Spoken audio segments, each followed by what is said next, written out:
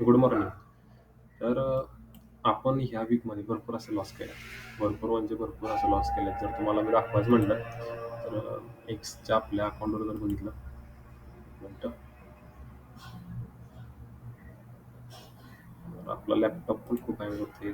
तर लॅपटॉप आपला त्या चांगला व्हर्जनचा नाही आहे.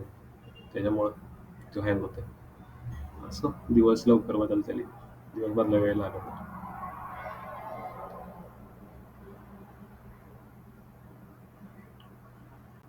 तर आपल्या भरपूर चुका झाल्यात. आपण ओव्हर ट्रेडिंग केली आहे. त्याच्यानंतर भरपूर अशा चुका केल्या त्या वीकमध्ये आणि आपलं अकाउंट 4% ड्रॉडाऊनमध्ये आणलंय.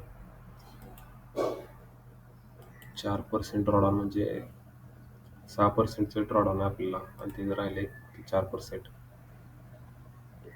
2%. 4% ड्रॉडाऊनमध्ये सगळे अकाउंट ड्रॉडाऊनमध्ये आले. त्याच्या मागचं रिझन म्हणजे आपण ओव्हर ट्रेडिंग केल्या. आपण रूल फॉलो केले नाहीत. लोअर टाईम फ्रेमला आपण ट्रेड केल्यात आणि त्याच्यामुळं भरपूर लॉसेस झाले. हे बघा, हे जर अकाउंट बघितलं आपण तर 47,973 म्हणजे 48,000ला आहे. 48,000 म्हणजे ते ऑलमोस्ट 4% ड्रॉडाऊनमध्येच आहे. आता ह्याला आपला फक्त 6% ड्रॉडाऊन आहे. वन फेजचंच अकाउंट आहे. 4% फक्त त्याला 6% ड्रॉडाऊन आहे. आणि जर बघितलं ह्या वीकमध्ये तर एकही चांगला प्रॉफिट नाही. $36चा प्रॉफिट आहे. बाकी सगळे लॉसेस आहेत. त्याच्यानंतर दुसरं अकाउंट बघितलं जे की 2% ड्रॉडाऊनमध्ये, जी 2% अप होतं, परत ती 2% डाऊन आलंय.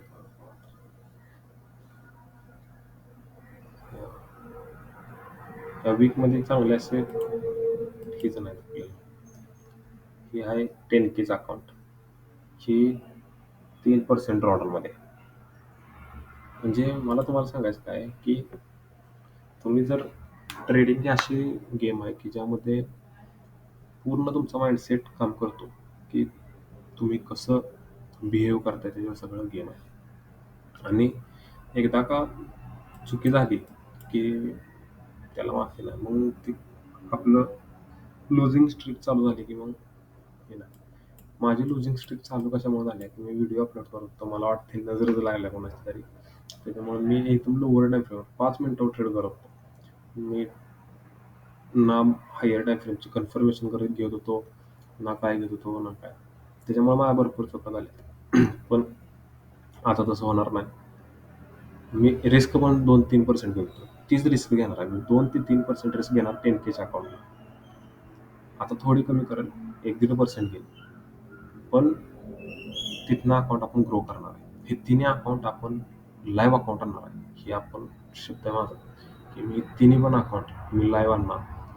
लाईव्ह अकाउंट तयार करणार. ह्यातले अकाउंट उडून देणार नाही. बघूया आता. ही 100% आपण करून दाखवणार आहे. आता जर आपण वीकली बघितलं, आता अनालिसिस करू. जर वीकली बघितलं तर वीकलीमध्ये मार्केटने एक डोजी तयार केली आणि ही doji act as a reversal. Doji Bobby भाईने सांगितली तर डोजी तयार कशी होती. आता ही डोजी तयार कशी झाली असेल बघा. मार्केट इथं ओपन झाले, त्यानंतर वर गेलं, त्याच्यानंतर खाली आलं, त्याच्यानंतर वर गेले, सॉरी त्याच्यानंतर खाली आलं आणि त्याच्यानंतर वर गेलं. म्हणजे ही डोजी अशी तयार झाली. म्हणजे काइंड ऑफ डबल टॉप पॅटर्नचा तयार झाली. तर आता इथून काय होऊ शकतं? मला ज्याप्रमाणे वाटते तर ह्या पॉईंटपासून जरी आपण सेल केला, आत्ता जिथं चालू आहे पोझिशन ह्या ह्या पॉईंटपासून जर सेल केला आणि आपला एस-एल जर ह्याच्यावर ठेवला आणि टार्गेट इथपर्यंत जरी ठेवले ह्या ओपनिंग क्लोजिंग पाशी तरी होऊ शकते. पण आपण आता रँडमली कुठले ट्रेड करणार नाही. आपण रँडमली भरपूर लॉस केला. जर मार्केट खाली आलं तर या हाफ वीकला एक ट्रेड बनू शकतोय. या हाफ वीकला एक एंट्री प्लॅन होऊ शकते. इथून एक बाईंग प्लॅन होऊ शकते का तर मार्केटचं स्ट्रक्चर बुलिश आहे. आणि जर आता आपण फिप ड्रॉ केली, फिप कशी आलेलं नाही मार्केट करत, पण जर ड्रॉ केली तर अजून फिपची लेवल खाली आहे. NFPची मुवमेंट येऊन गेली. एन-एफ-पीमध्ये विकली जी एन-एफ-पीची कॅन्डल असते ती विकली बनल्या कशी बघा. Doji type. म्हणजे इथं मार्केट कन्फ्यूज आहे की वर पण जाऊ शकते, खाली पण जाऊ शकतं. ही डोजी जर आपण ह्या डोजीला जर नीट बघितलं, तर ह्या डोजीनं इथली ओपनिंग क्लोजिंग लिक्विडिटी घेतल्या काइंड ऑफ आणि वरहून क्लोज दिल्या. म्हणजे मार्केटमध्ये दाखवलंय की सेलरचं प्रेशर आहे. पण नंतर वर क्लोजिंग दिल्या म्हणजे बाईंग पण बायर्स पण आहे तिथं असं दाखवतंय. आता जर आपण ह्याला ट्रेड प्लॅन करायला गेलो, तर एकदम शार्प म्हणजे एकदम तुम्हाला असं खूप विचार करून ट्रेड करावा लागेल. का तर भरपूर क्रिटिकल सिच्युएशन आहेत. की एक तर ऑल टाईम हाय लेवल आहे आणि ऑल टाईम हायमध्ये डोजी बनल्या. डोजी पण अशी बनल्या की त्यानं लिक्विडिटी घेतल्या. लिक्विडिटी घेतल्या की बाईंग जाऊ शकते का सेलिंग जाऊ शकते हे पण माहीत नाही. त्यामुळं वेट करू आणि ट्रेड करू.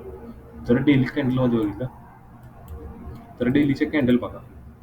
डेलीला एक मुवमेंट आली आणि एक्झॅक्टली 38% रिट्रेसमेंट केली आणि मार्केटनं एक अपमूव दिली. पण अपमूव दिली ती ह्या कंपॅरिझन म्हणून लो. त्यानंतर मार्केट लोवर लो, लोवर लोच बनवते market. Market low, low, low आणि आता पण लोच लोमध्येच आहे. पण जी एन-एफ-पीची कॅन्डल आली, त्या कॅन्डलनं ही ओपनिंग क्लोजिंग लिक्विडिटी ट्रिगर केली आणि डोजी टाइप कॅन्डल बनवल्या. बघा, ह्यानं काय बनवल्या डोजी टाइप कॅन्डल बनवल्या जे की ओपनिंग क्लोजिंग लिक्विडिटी ह्याची ट्रिगर केल्या. ही आता पण ह्या डोजीनं काय जात होतं की ह्याला इतकी खाली आल्या तर ह्याच्यावर ह्या कंपॅरिझन हाय बनवायला. पण तसं न करता ह्यानं डोजी बनवल्या आणि ती पण लो मध्ये बनवल्या. म्हणजे इथं दाखवायचं काय चाललंय की मार्केटमध्ये बायर्स आणि सेलर्स दोन्ही पण आहेत. हे बघा इथनं परत खाली आलं, परत वर गेलं, परत खाली आले, परत वर गेलं. म्हणजे बायर स्ट्रॉंग आहे तिथं, सेलर पण येतात पण बायर स्ट्रॉंग आहे हे दाखवायचं चाललंय.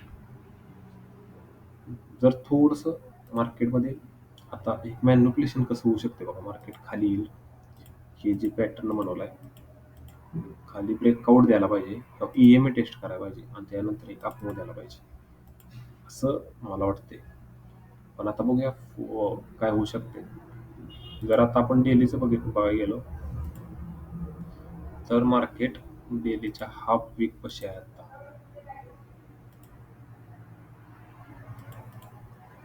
ही डेलीची हाफ वीक आहे आणि इथून एक फर्दर अपमूव येऊ शकते आणि हीच 38% रिट्रेसमेंट आहे मार्केटची. 38% लेवल आहे. 4 आवरमध्ये जर बघितलं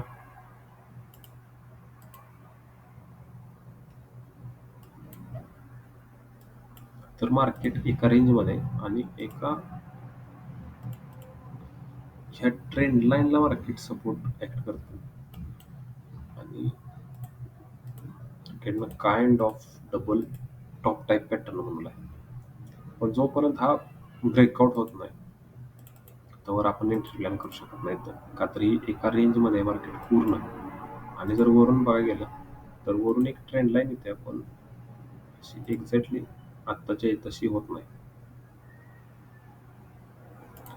त्याच्यामुळे ही एक अशी आपण रेंज ड्रॉ करू शकतोय जी की ही अनवॉन्टेड कॅन्डल आहे ना, ही जी रेंज आहे ह्या अनवॉन्टेडची मार्केटनं अनवॉन्टेड कॅन्डल बनवली 1, 2, 3, 4 हवरच्या 3 कॅन्डल ह्याच रेजिस्टन्सला ह्याच पॉईंटला रेजिस्टन्स ऍक्ट करतात. त्यानंतर 2 कॅन्डलने इथंच रेजिस्टन्स ऍक्ट केला आणि त्यानंतर पण इथंच. त्यामुळे ही एक रेजिस्टन्स एरिया आहे आणि खालून एक सपोर्ट आहे. आता 1 हवरमध्ये जर बघितलं तर मार्केट आता एकदम चॉपी सिनेरिओमध्ये की मार्केटमध्ये काय होऊ शकते हे सांगणं थोडंसं अवघड आहे.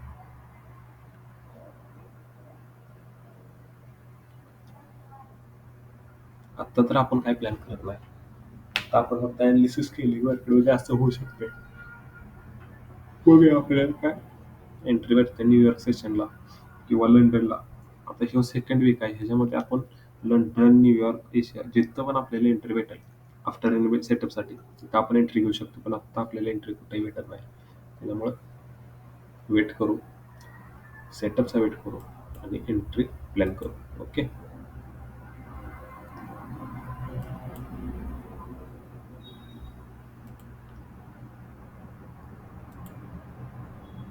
थँक्यू.